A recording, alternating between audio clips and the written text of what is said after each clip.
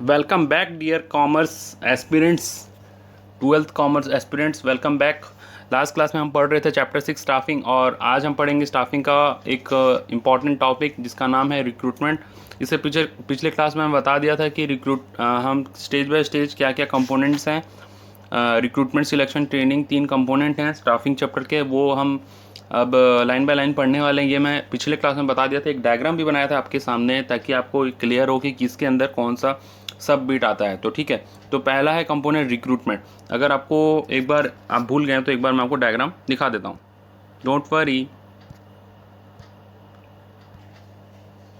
सारे बच्चे देखेंगे डायग्राम, फोटो, इमेज मैंने स्क्रीन पे मैं इमेज लेके आया हूँ आपके लिए, तो आप इमेज में ध्यान देंगे, देखेंगे। चैप्टर 6 स्टाफिंग पढ़ रहे थे और कल मैं कंपोनेंट्स के बारे में बता दिया था।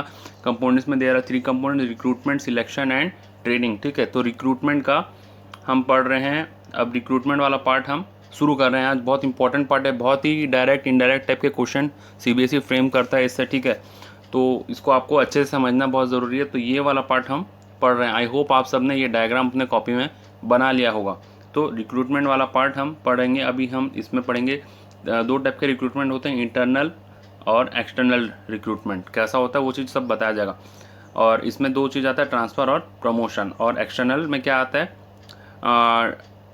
एक्सटर्नल रिक्रूटमेंट में जो ये तरीके हैं ये लिखा हुआ है, कॉमन मेथड्स जो हैं, direct recruitment, casual callers, advertisement, employment exchange agency, campus. ठीक है, तो ये सारी चीज़ हम अभी पढ़ेंगे। ठीक है, तो ये डायग्राम मैं बार बार रेफर करते रहूँगा जब तक कि चैप्टर ख़त्म नहीं हो जाता, ताकि आपको आसानी हो कि किसके अंदर में हम कौन सा पार्ट पढ़ रहे हैं, तो कि आपको कन्फ्यूज़न ना रहे, आपके चैप्टर आपका ग्रिप में रहे। ठीक है, और मैं रिक्वेस्ट करूँगा आपसे, बार बार ये चीज़ बोल रहा हूँ कि आप ये डायग्राम अपने कॉपी में बना लीजिए ताकि आपको कोई कन्फ्यूज़न ना हो। तो जो बच्चे अभी तक नहीं बनाए हैं प्लीज़ ये डायग्राम बना लीजिए, आप रेफ़र कर सकते हैं किसी भी वक्त मेरे पढ़ाते वक्त। ठीक है, तो आगे मूव करते हैं। डायग्राम को मैं मिनिमाइज़ करता हूँ। ये डायग्राम यहीं पे है, डोंट वरी, जब ज़रूरत होगा देख सकते हैं अपन। ठीक है, तो हम पढ़ रहे हैं रिक्रूटमेंट। में पढ़ रहे रिक्रूटमेंट का मतलब मैं बता चुका हूँ आपको कई बार ये चैप्टर में। रिक्रूटमेंट मीन्स इंड्यूसिंग और अट्रैक्टिंग मोर और more candidate to apply for vacant job position in the organisation. मतलब तुम्हारे ऑर्गेनाइजेशन में वैकेंसी है तो तुम बुलाओगे लोगों को, कि खोज करोगे लोगों का, कि मतलब इनवाइट करोगे कि तुम हमारे ऑर्गेनाइजेशन में आओ और हमारे ऑर्गेनाइजेशन में आप जॉब करो और हम तुमको जॉब प्रोवाइड करेंगे। तो इसको बोलते हैं हम रिक्रूटमेंट। एक तरीके से मैं एग्जांपल दिया था, लड़की के लिए लड़का ढूंढना और लड़का के लिए लड़की ढूंढना। ठीक है, आई होप आप सबको याद होगा, वो चीज़ मैं अभी रिपीट नहीं करूँगा। तो इंटरनल सोर्सेस ऑफ रिक्रूटमेंट क्या होता है, देखो रिक्रूटमेंट क्या होता है मैं शॉर्ट में बता दिया, अभी नहीं बता रहा हूँ। इंटरनल सोर्सेस ऑफ रिक्रूटमेंट क्या होता है, रिक्रूटमेंट तो मतलब तो समझ गए। देखो रिक्रूटमेंट का 2 पार्ट है, मतलब वही एम्प्लॉय को ढूंढने का 2 तरीका है, internal sources of recruitment, external sources of recruitment. ठीक है, एज द नेम सजेस्ट, आपको पता चल गया इंटरनल सोर्स। इंटरनल सोर्स मतलब अंदर वाला सोर्स। ठीक है, इंटरनल सोर्स मतलब अंदर, ऑर्गेनाइजेशन के अंदर ही कुछ सोर्स है जिससे हम एम्प्लॉय को ढूंढ लें। अच्छा, ऐसा भी हो सकता है, यस ऐसा भी हो सकता है जब आपके ऑर्गेनाइजेशन में ही आप देख रहे हैं कि कुछ एम्प्लॉय हैं जिनको कि हम वैकेंट जॉब के लिए रख सकते हैं, या फिर आप देख रहे हैं कि आपके ऑर्गेनाइजेशन में कोई कुछ एम्प्लॉय खाली पड़े जिनका कोई काम नहीं है, तो आप सोचेंगे कि वही एम्प्लॉय को हम रख सकते हैं हमारे काम में। ठीक है, तो उसको बोलते हैं इंटरनल सोर्सेस ऑफ रिक्रूटमेंट। ठीक है, like wise external sources of recruitment भी होता है, मैं उसके बारे में बाद में बताऊंगा। एक्सटर्नल मतलब बाहर से जब हम एम्प्लॉय को लेते हैं। तो इसमें internal sources of recruitment simple है, मतलब जो बाहर वाले एम्प्लॉय, मतलब बाहर वाले पर्सन को किसको इनवाइट नहीं किया जाता, तुम्हारे ऑर्गेनाइजेशन के अंदर जो एम्प्लॉय हैं उन्हीं को हम यूज़ कर लेते हैं जॉब के लिए। ठीक है, तो उसको बोलते हैं internal sources of recruitment. I hope आप सबको समझ में आ गया होगा। नाउ अब इंटरनल सोर्सेस ऑफ रिक्रूटमेंट का अपना कुछ फ़ायदा और नुकसान है, लाइक वाइज एक्सटर्नल का भी फ़ायदा नुकसान है। ठीक है, तो अभी मैं बताता हूँ कि क्या फ़ायदे क्या नुकसान।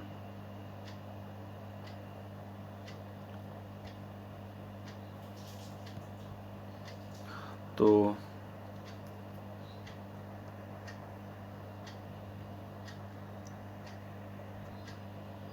लाइन बाय लाइन हम देख लेंगे।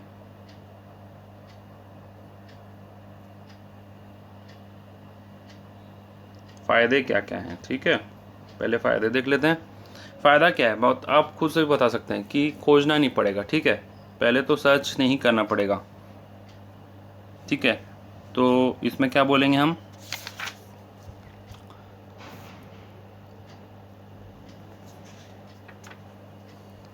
खोजना नहीं पड़ेगा तो आपका टाइम वेस्ट नहीं होगा, ठीक है, और आपको ज़्यादा पैसा खर्चा भी नहीं करना पड़ेगा, ठीक है। तो एक हिसाब से आप बोल सकते हैं कि सेव्स टाइम,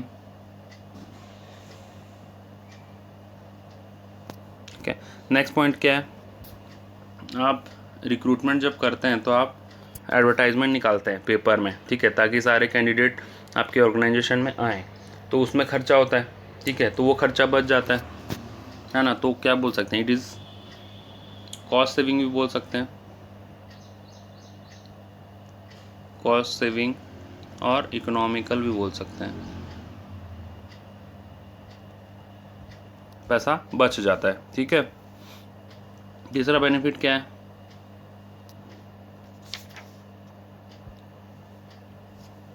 आपके जो ऑर्गेनाइजेशन के एम्प्लॉई हैं, आपके जो ऑर्गेनाइजेशन के एम्प्लॉई हैं वो आप उनको जानते हैं पहले से कि वो उसका काम करने का तरीका कैसा है, और वो किस चीज़ से मतलब उसको प्रॉब्लम है, और कितना सैलरी डिमांड करता है, सब कुछ आपको पता है, ठीक है।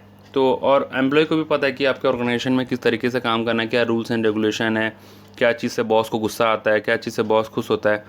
तो इससे क्या होता है, जो एम्प्लॉई है, एम्प्लॉय को डबल ही लिख रहा हूँ, एम्प्लॉय इज़ फैमिलियर, फैमिलियर है विथ ऑर्गेनाइजेशन। तो जिससे होता क्या है, इससे ये होता है कि वो तुम्हारे ऑर्गेनाइजेशन को छोड़ के जल्दी नहीं जाएगा। तो less chance of turnover, less chance of turnover,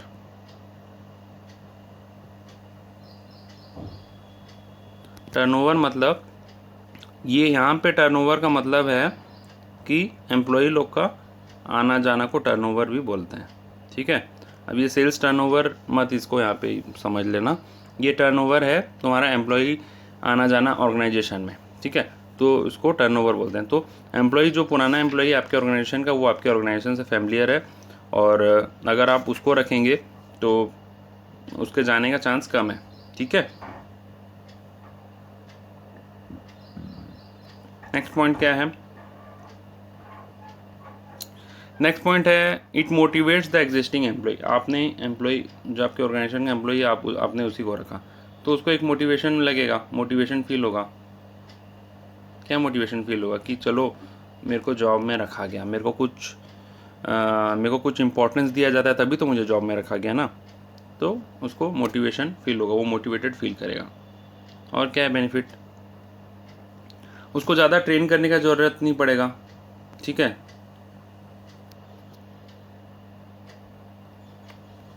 तो less amount spent on training.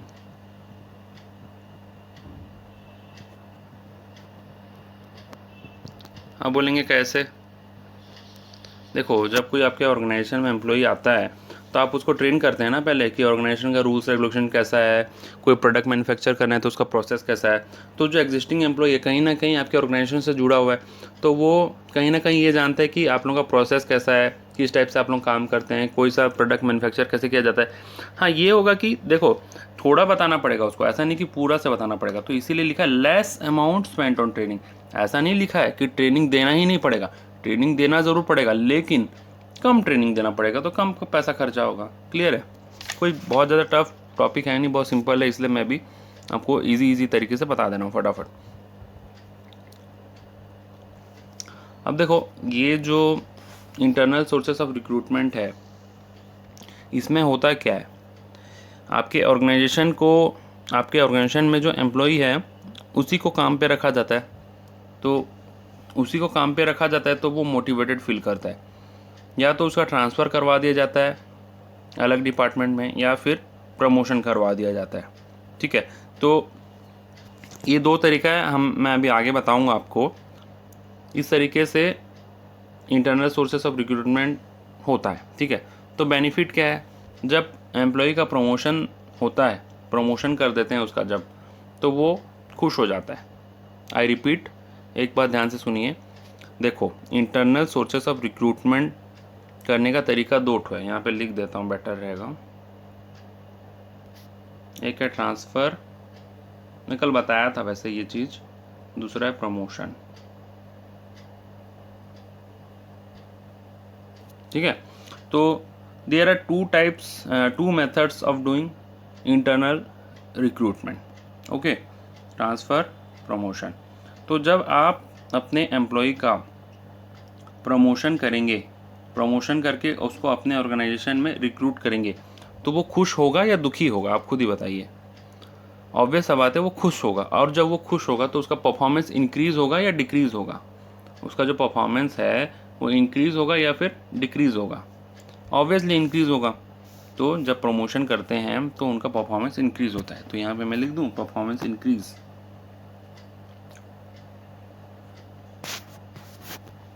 ऊपर लिख रहा हूँ, ये देखिए,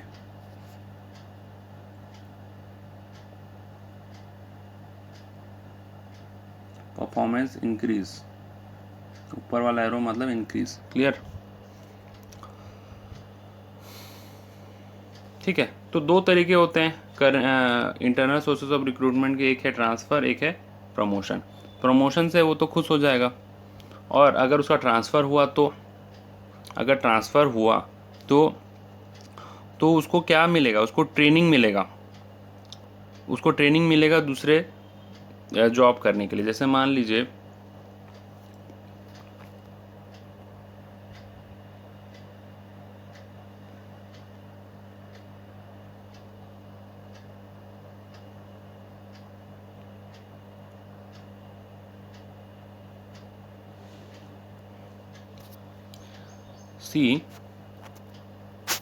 एक एम्प्लॉय था आपके सेल्स डिपार्टमेंट में, अभी वो चला गया परचेज डिपार्टमेंट में। उसको परचेज डिपार्टमेंट में कुछ वैकेंसी था, तो सेल्स डिपार्टमेंट का एक एम्प्लॉय बंदा एक खाली था, तो वो परचेज डिपार्टमेंट में चला गया। ठीक है, उसको रिक्रूट कर लिया गया, तो इसको बोलेंगे हम ट्रांसफ़र। ठीक है, ये तो जानते ही होंगे। ट्रांसफ़र हुआ तो उससे फ़ायदा क्या होगा, एम्प्लॉय जो होगा वो खुश हो जाएगा। खुश किस लिए होगा, क्योंकि उसको पहले सेल्स डिपार्टमेंट में वो काम कर रहा था, सेल्स के बारे में जानता था, सेल्स का उसको टेक्निक वगैरह पता था। अब वो परचेज डिपार्टमेंट में चला गया, तो उसको परचेज के बारे में थोड़ा सा ट्रेनिंग देते वो परचेज करने लग जाएगा, है ना। तो जब वो परचेज करेगा तो परचेज का टेक्निक वगैरह सब उसको पता चलेगा ना, है ना। तो वो जॉब रोटेशन हुआ, इसी को बोलते हैं जॉब रोटेशन। इसी को बोलते हैं क्या, जॉब रोटेशन। क्या होगा ये, जॉब रोटेशन। तो जॉब रोटेशन होगा तो उसको वो अच्छा फील करेगा और आपके ऑर्गेनाइजेशन में अच्छे तरीके से काम करेगा, और साथ ही साथ उसको दो डिपार्टमेंट का काम सीख गया, वो सेल्स का भी सीख गया और परचेज का भी सीख गया। ठीक है, एक और पॉइंट है, surplus employ can be shifted to other department. अब जैसे मान लीजिए, वही चीज़ मैं एक बार बता चुका हूँ आपको, एक बार फिर बताता हूँ। यहाँ सेल्स डिपार्टमेंट में 3 एम्प्लॉय थे, लेकिन 3 एम्प्लॉय थे, ये 3, ठीक है, जो आप देख रहे हैं स्क्रीन में, ये 3 सेल्स डिपार्टमेंट में 3 एम्प्लॉय थे, ये 3। अब इनका ज़रूरत तो था नहीं, यहाँ पे एम्प्लॉय का जो ज़रूरत था वो सिर्फ 2 एम्प्लॉय का ज़रूरत था, यही 2 का। ये तो ऐसे निकम्मा घूमते रहता था, मतलब निठल्ला, कोई काम नहीं था इसका। ठीक है, तो इसको क्या कर दिया गया, इसको ये कर दिया गया कि उसको परचेज डिपार्टमेंट में शिफ्ट कर दिया गया, जैसे कि इससे पहले वाले पॉइंट में मैंने बताया। तो अब हुआ क्या, जो सरप्लस एम्प्लॉय थे उसको आपने इधर शिफ्ट कर दिया गया। आपका तो मज़ा है, आपको तो बाहर भी ढूंढना नहीं पड़ा अच्छा एम्प्लॉय भी मिल गया आपके ऑर्गेनाइजेशन का, और आपको एक्स्ट्रा पैसा भी देना नहीं पड़ेगा, क्योंकि ये यहाँ पे वैसे भी काम नहीं कर रहा था, कुछ इसका कोई ज़रूरत नहीं था, ये दोनों ही काम कर रहे थे। तो अब ये इधर ट्रांसफ़र हो गया, तो सरप्लस एम्प्लॉय शिफ्ट हो गए एक डिपार्टमेंट से दूसरे डिपार्टमेंट में। तो ऑर्गेनाइजेशन के पॉइंट ऑफ व्यू से भी ये अच्छा पॉइंट है, मतलब ऑर्गेनाइजेशन का भी पैसा बचा, कॉस्ट ऑप्टिमाइजेशन हो गया। ठीक है, अब डिस्कस कर लेते हैं लिमिटेशन। ठीक है, आई होप आप सबको ये चीज़ समझ में आ गया होगा। जिन लोग को नोट करना है तो वीडियो पॉज करके आप नोट कर लीजिए, मैं यहाँ पे अभी रब कर देता हूँ फटाफट।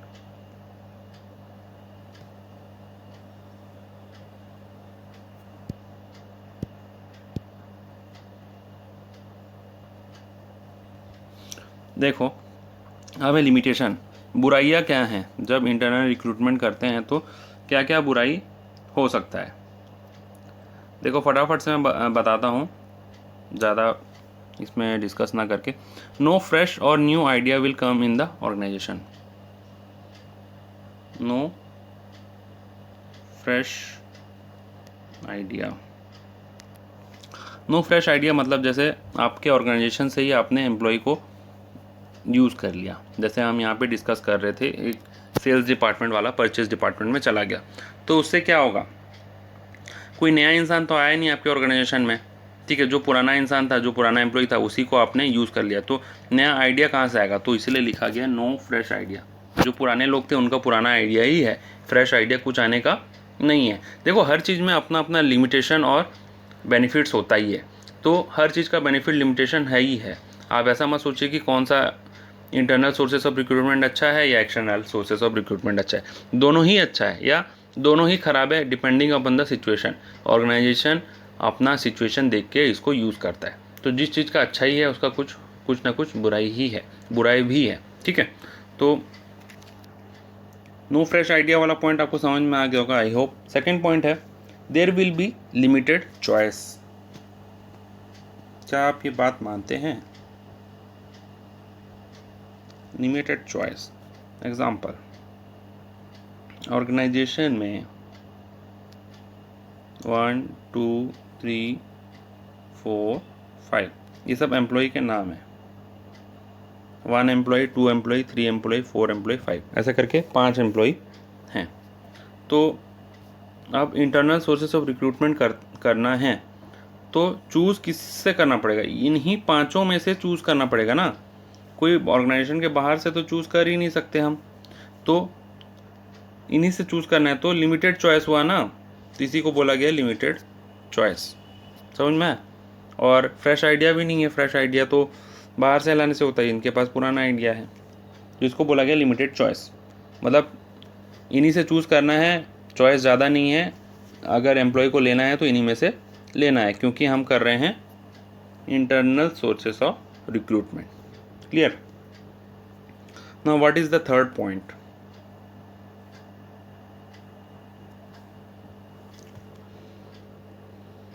Not suitable for new organisation. Not suitable for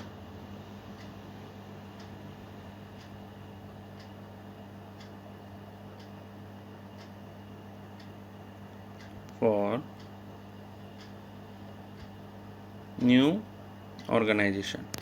new organisation में सूटेबल नहीं है, क्यों? दिमाग लगाइए। क्योंकि देखिए ऑर्गेनाइजेशन अभी अभी खुला है, ऑर्गेनाइजेशन को खुद नहीं पता कि उसके एम्प्लॉय कैसे हैं। वहाँ ABC 3 एम्प्लॉय हैं, अब उसको इंटरनल सोर्सेस ऑफ रिक्रूटमेंट करना है। तो पहली बात, organisation itself does not know about these 3। Organisation जो है वो इनके बारे में पहले से ही नहीं जानता है, ABC के बारे में। ठीक है, तो वो इंटरनल सोर्सेस ऑफ रिक्रूटमेंट कैसे करेगा। दूसरी बात ये है कि जब ऑर्गेनाइजेशन नया नया खुला होता है, नए नए जॉब पोजीशन होते हैं, तो एम्प्लॉई खुद का काम अच्छे से कर ले वही बड़ा बात है, उसको शिफ्ट क्या करेंगे, मतलब उसको दूसरे काम में क्या लगाएंगे। ठीक है, तीसरी बात यह है कि जब ऑर्गेनाइजेशन नया नया खुला होता है तो लिमिटेड एम्प्लॉय ही होते हैं उसके पास, वो पहले से ही उसको पता रहता है कि कितने एम्प्लॉय चाहिए, तो वो लिमिटेड नंबर ऑफ एम्प्लॉय ही हायर करता है, उसके पास एक्सेस एम्प्लॉय होते ही नहीं है, तो वो कहाँ से शिफ्ट करेगा। क्लियर है? 3 पॉइंट है, ये चीज़ मतलब इसके पीछे 3 लॉजिक है। Not suitable for new organisation जो लिखा है, ये क्यों लिखा है मैं आपको वो बताया, ठीक है। अगर आपको लिखना है तो वीडियो को रिवाइंड कर लीजिए और ये चीज़ को नोट कर लीजिए। 4th पॉइंट है फ्रीक्वेंट ट्रांसफ़र में reduce the productivity of employ. Limitation हम पढ़ रहे हैं ना, तो अब बार बार ऑर्गेनाइजेशन में सेल्स वाले को परचेज में लेके जाओगे, सेल्स, परचेज और ये फाइनेंस, ठीक है। यहाँ पे एक एम्प्लॉई है जिसका नाम है भोला। भोला, यस भोला, ये सही में भोला है।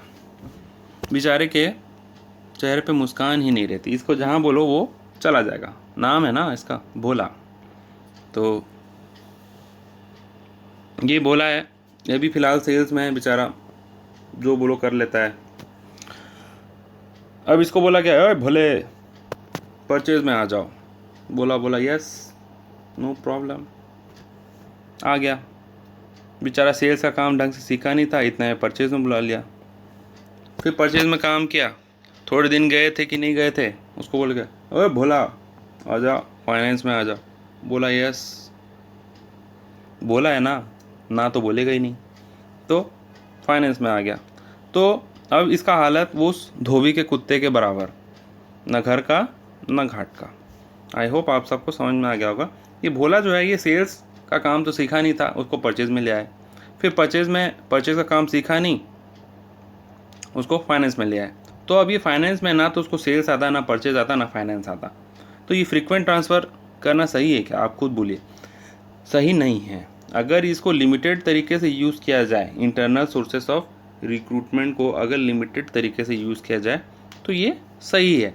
लेकिन अगर उसको एक्सेस ट्रांसफ़र कर दोगे, एक जगह से दूसरी जगह ज़्यादा ट्रांसफ़र किया जाएगा, तो ये अच्छे तरीके से काम नहीं करेगा, ठीक है। तो ये इसका एक लिमिटेशन है। I hope you all understood this.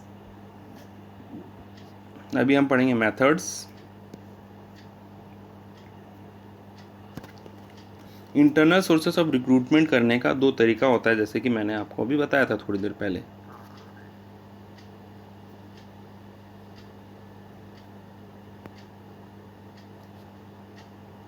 क्या तरीका होता है, एक है ट्रांसफ़र और एक है प्रमोशन। ट्रांसफ़र को क्या मैं TF लिख दूं और प्रमोशन को PROMOTION, प्रमोशन। 2 तरीका है इंटरनल सोर्सेस ऑफ रिक्रूटमेंट का, ठीक है। ट्रांसफ़र मतलब तो ट्रांसफ़र, अभी मैंने जो एग्जांपल बताया था आपको 2 बता चुका हूँ। सेल्स डिपार्टमेंट से परचेज डिपार्टमेंट, परचेज डिपार्टमेंट से फाइनेंस डिपार्टमेंट, उसी को वो हम बोलते हैं ट्रांसफ़र। प्रमोशन का एक डायग्राम बना देता हूँ मैं यहाँ पे छोटा सा।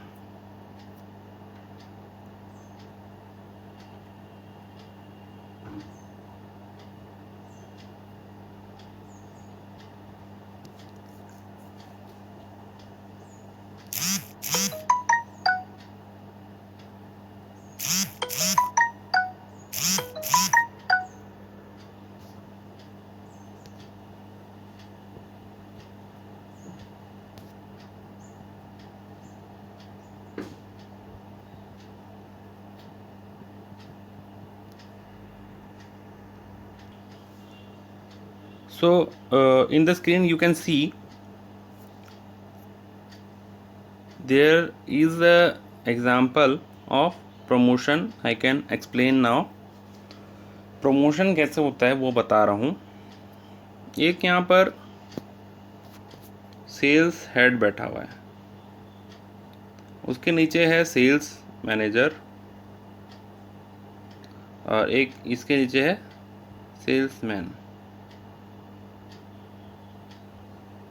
आप बोलेंगे सेल्समैन ऐसा अजीब टाइप का, रुको गलत हो गया मेरे से, थोड़ा देख लीजिए अच्छे से।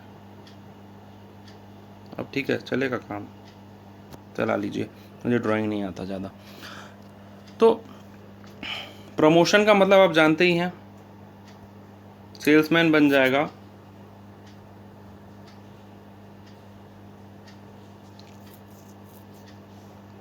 सेल्समैन जो है वो बन जाएगा सेल्स मैनेजर बन सकता है सेल्स हेड। इसी को हम बोलते हैं प्रमोशन। जब ऑर्गेनाइजेशन देखेगा कि सेल्समैन अच्छा काम कर रहा है, वो सीख गया है टेक्निक, तो उसको सेल्स मैनेजर बनाया जा सकता है कि नहीं जा सकता है? यस, बिल्कुल जा सकता है। फिर कुछ दिन बाद देखा जाएगा कि वो सेल्स मैनेजर और अच्छा काम कर रहा है, तो उसको हम क्या बना देंगे? Sales head. ठीक है। अब एक सेल्स हेड के अंदर में बहुत सारे सेल्स मैनेजर काम करते हैं, मैं यहाँ पे एक बनाया हूँ। और एक सेल्स मैनेजर के अंदर में बहुत सारे सेल्समैन काम करते हैं, सेल्समैन जो डोर टू डोर आपके घर तक आते हैं, आंटी जी करते हैं वो। ठीक है।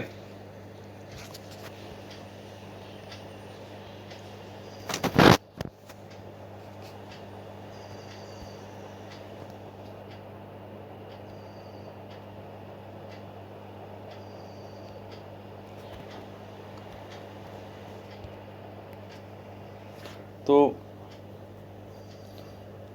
प्रमोशन के बारे में बताया था। प्रमोशन आई होप आपको समझ में आएगा। प्रमोशन इसी को बोलते हैं। प्रमोशन का मतलब क्या होता है? एक डिपार्टमेंट से दूसरे डिपार्टमेंट में शिफ्ट कर लेना, उसका पदवी को बढ़ा देना, उसका पोस्ट को इंक्रीज कर देना। ठीक है। एक पोजीशन से उसको हायर लेवल ऑफ अथॉरिटी में ले जाना। तो सेल्समैन से हायर अथॉरिटी सेल्स मैनेजर है, और सेल्स मैनेजर से भी हायर अथॉरिटी कौन है? Sales head. ठीक है। तो दो तरीका है इंटरनल सोर्सेस ऑफ रिक्रूटमेंट का, जैसे मैं बता रहा था। एक है ट्रांसफ़र मतलब तो आप जानते हैं, सेल्स डिपार्टमेंट से परचेज डिपार्टमेंट, परचेज डिपार्टमेंट से फाइनेंस डिपार्टमेंट, उसको बोलते हैं हम ट्रांसफ़र। और प्रमोशन का मतलब आपको मैं एग्जांपल के थ्रू बताया। ठीक है। अच्छा देखो, एक इसमें बात है। बात क्या है? जैसे यहाँ सेल्स है, यहाँ परचेज है, यहाँ ये कौन है? भोला। और कौन? भोला को ले जाया गया यहाँ पे। भोला अभी भी ठीक है, खुश है, भोला है ना। तो भोला को सेल्स से लेके जाया गया परचेज में, तो इसको हम बोलेंगे ट्रांसफ़र। ये तो हम डिस्कस कर चुके हैं। लेकिन जब ट्रांसफ़र किया जाता है ना, एक बात याद रखना, तब सैलरी इंक्रीज़ नहीं होता। क्या बोलते हैं? सैलरी इंक्रीज़ नहीं होता। मतलब जितना इसको यहाँ पे सैलरी मिल रहा था उतना ही यहाँ पे मिलेगा। अगर मान लीजिए यहाँ पे मिल रहा था 5,000, तो यहाँ पे भी 5,000 रुपये ही मिलेगा। तो there is no increase in compensation level. मतलब जितना बेनिफिट उसको सेल्स डिपार्टमेंट में मिल रहा था उतना ही परचेज में मिलेगा। ठीक है।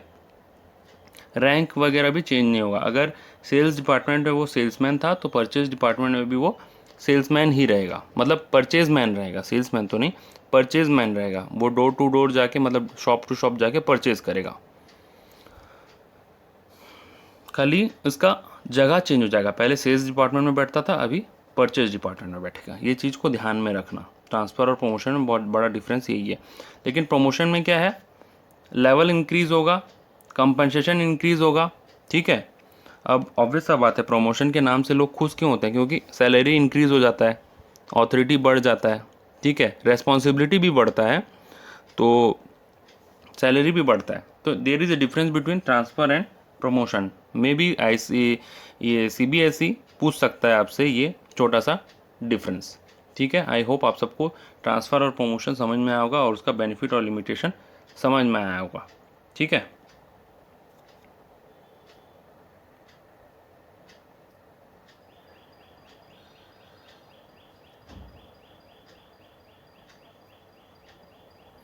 अब देखिए,